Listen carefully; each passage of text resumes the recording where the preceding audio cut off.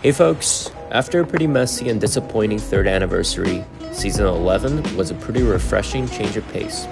While the season did start to lose momentum towards the end of its 5-week runtime, it was still a satisfactory experience as we transitioned into 2023. We kicked off with a pretty exciting battle pass. The characters were a bit hit or miss for me, but the devs did spoil us with some pretty awesome blueprints of really useful weapons.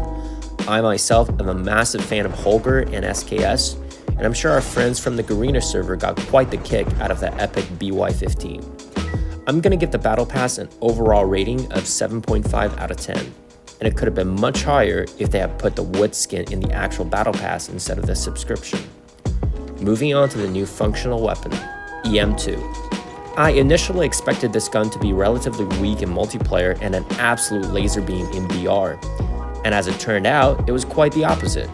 In multiplayer, EM2 is a pretty solid 3-shot kill option, but in BR, its steep damage drop-off means it simply cannot compete with LK or Crick 6 as a long-range rifle. That being said, I still had a lot of fun with it, getting a ranked nuke with both the base gun and the beautiful Mythic blueprint. I will say that I'm not the biggest fan of the custom firing sound of Mythic weapons, as it makes the gameplay experience feel less immersive. Speaking of Mythic EM2, the lucky draws this season were pretty solid across the board, but not quite enough to tempt me. I like that COD Mobile got really creative with the designs of Legendary SPR and FR556. There's been so many legendary blueprints in the game, and sometimes they're starting to seem a little bit repetitive. Overall, I'm giving this season's lucky draw collection a 7 out of 10. Moving on to the free-to-play content. While it certainly wasn't a disaster of Season 10, the free rewards still left quite a bit to be desired. The epic Odin and Alice from the featured event were pretty underwhelming, and if COD Mobile didn't release the epic Spectre and Cordite towards the end of the season, I probably would have given another failing grade. Of course, there was a free lucky draw where you could get one of the 3 epic blueprints, but it was mostly recycled content from previous seasons. As such, I'm going to rate this season's free-to-play content as a 6 out of 10.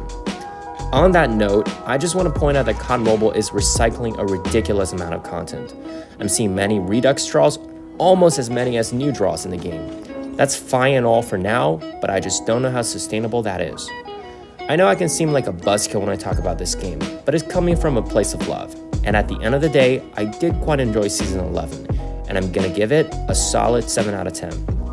Season 1 is already looking pretty crazy, and that Lunar New Year themed Mythic DLQ is honestly making me want to main snipers. I appreciate all the support you've given me in 2022, and I'm looking forward to an exciting 2023 together. Now, enjoy the rest of the gameplay, and have a great one, y'all.